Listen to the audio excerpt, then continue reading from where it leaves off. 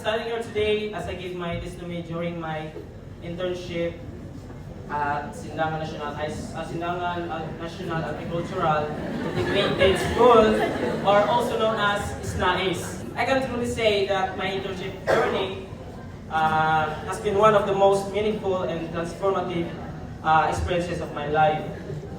It was not just a requirement to complete, but a real life opportunities that shaped me into the future teacher I am becoming. Magsugod ka sa first day at the beginning sa ako ang internship.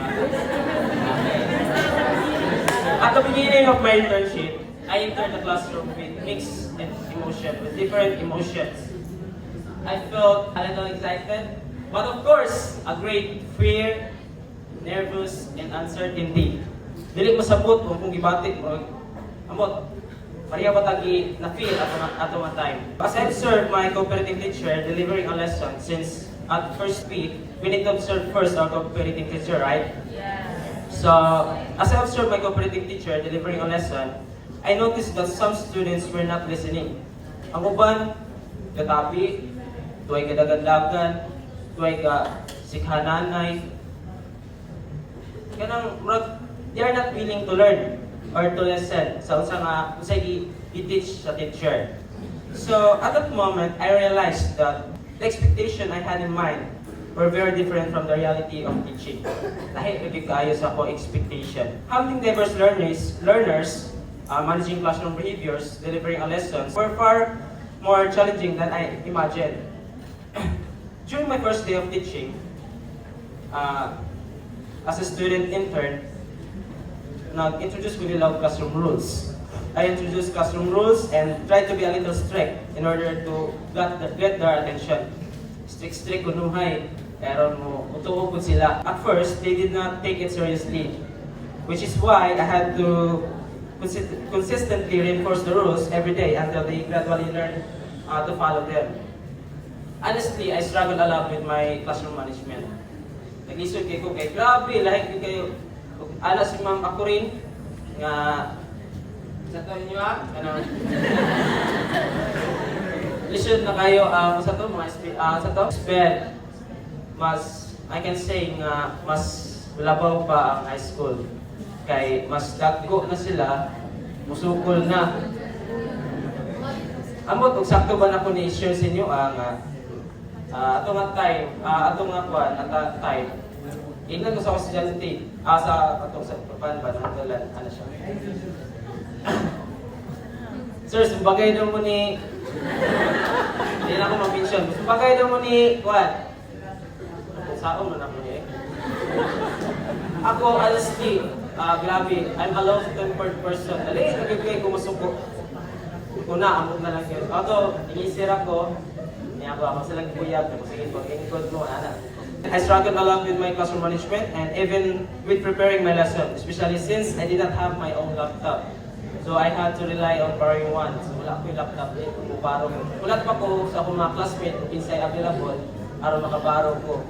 So, if na available, makaulam ko, makagama ko lesson plans or mga instructional materials like PPT or PowerPoint. Asa naman ko napit? Okay. These challenges truly tested my patience and determination. Kay mo lagi, kwan kita, maba kita tempered na pagkatao. So, dato na-realize na ko nga, it really test my patience. So, dito na-test, kung sagin ko, mong pasensya. Dito na ako ang pasensya. Okay, as I continue my internship, I began to understand classroom management on a deeper level.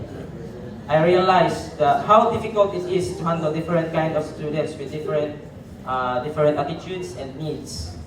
It was during this moment that I finally understood why our mentors, especially Ma'am Glay, were strict with us. Before, I sometimes thought their strictness was too much, but now I see it differently.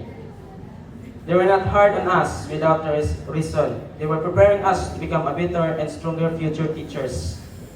So, kaya ba taga-feel? Yes. Sa una, makaingon ko nga stricto kay ato our mentors strict kay sa tuwa. Pero dili di ay.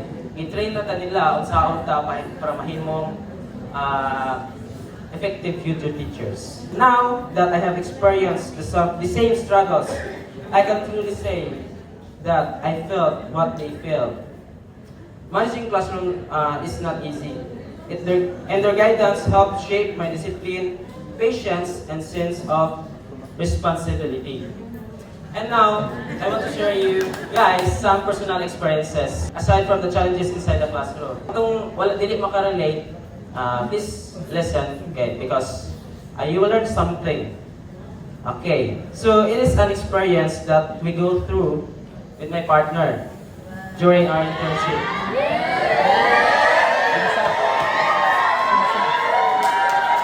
I know. Okay. Padayon ta. We have been in a relationship for 6 years.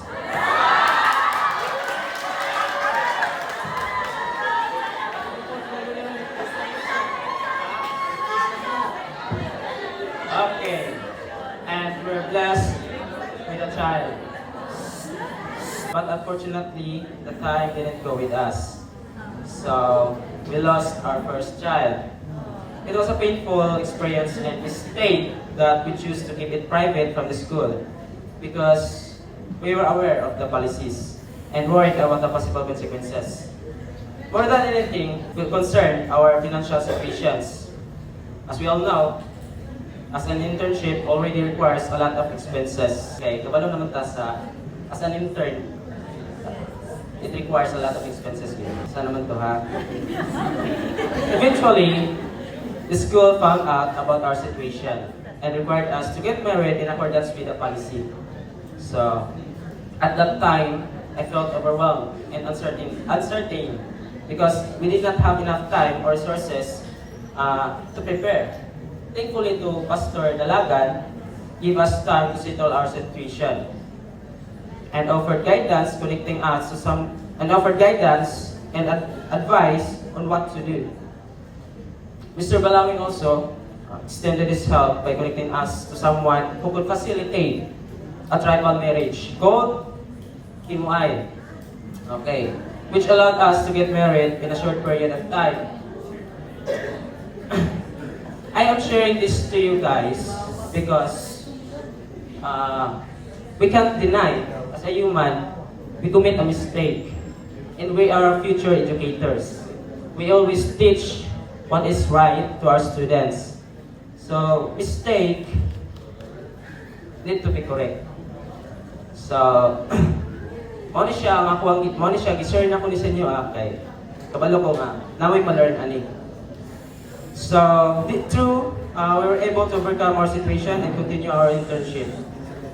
This experience strengthened my faith, resilience, and commitment to finish what I started despite the difficulties.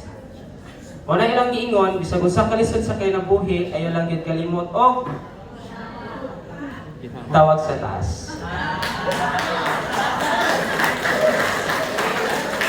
Okay. So, this journey taught me the value of preparation and perseverance. There were sleepless nights creating a lesson plans, instructional materials, and moment of self-doubt during classroom observation and demonstration.